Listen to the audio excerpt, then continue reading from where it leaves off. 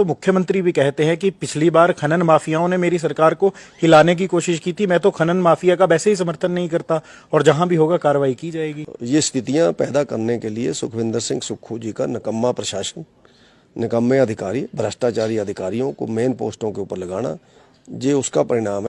लोगों को सिर्फ 15 दिन की छुट्टी दे दी और घर जाओ। जिन्होंने करोड़ों रुपया कमाया है उसमें 80 करोड़ रुपए का घपला है उसमें पेखूबेला के प्रोजेक्ट के अंदर, जो मिनिमम ध्यान में आ रहा है। माननीय मुख्यमंत्री जी उसको नहीं भेजते हैं सीबीआई को, क्योंकि सीबीआई तो फिर ऊपर तक जांच करेगी। इसमें कौन कौन इन्वॉल्व है, कईयों की गिरफ्तारियां होंगी। उन गिरफ्तारियों से बचने के लिए यहीं पर गोल मोड़ करके एक रिपोर्ट 15 दिन में सौंप देंगे। उनकी सीआईडी क्या कर रही है, उनका एंटी करप्शन सेल क्या कर रहा है, उनका एसआईयू क्या कर रहा है, उनकी स्पेशल टास्क फोर्स क्या कर रही है। पूरे विधायक के ऊपर एक्शन करना चाहिए।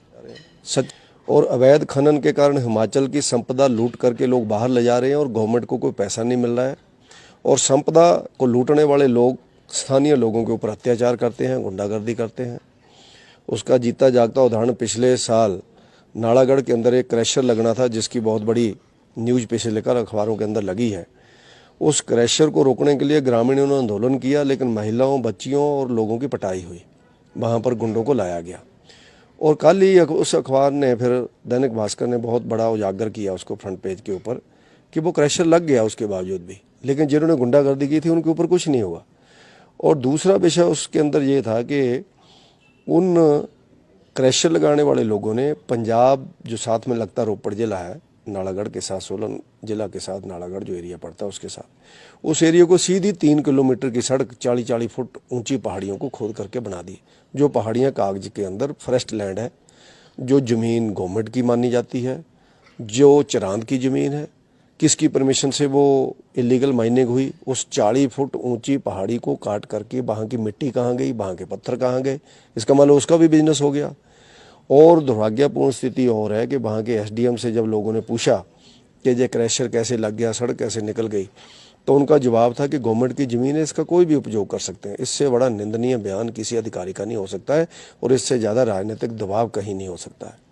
खनन के मसले पर तो मुख्यमंत्री भी कहते हैं कि पिछली बार खनन माफियाओं ने मेरी सरकार को हिलाने की कोशिश की थी, मैं तो खनन माफिया का वैसे ही समर्थन नहीं करता और जहां भी होगा कार्रवाई की जाएगी। बोलने से कुछ नहीं होगा ना, मैं उदाहरण दे रहा हूँ। उनकी पार्टी के सरकार के अंदर ये सब चीज़ें हो रही हैं जो हम लोग बता रहे हैं। निकम्मे अधिकारी, भ्रष्टाचारी अधिकारियों को मेन पोस्टों के ऊपर लगाना, ये उसका परिणाम है, ये उसका रिजल्ट है। आप भी तो उनके सहपाठी रहे हैं, आप कभी समझाने का प्रयास नहीं करते कि मुख्यमंत्री जी सरकार को इस तरह से भी चलाया जा सकता है? मैंने विधानसभा के अंदर अनेकों बार बोला है और व्यक्तिगत रूप में भी जहाँ बातचीत होती है हम लोग बोल लेते हैं, लेकिन सुखविंदर सिंह सुक्खू जी, मैं ऐसा मान करके चलता हूँ कि भ्रष्टाचारियों के चंगल में फंस चुके हैं, मित्र मंडली के चंगुल के अंदर फंस गए हैं। और बड़े अधिकारी जो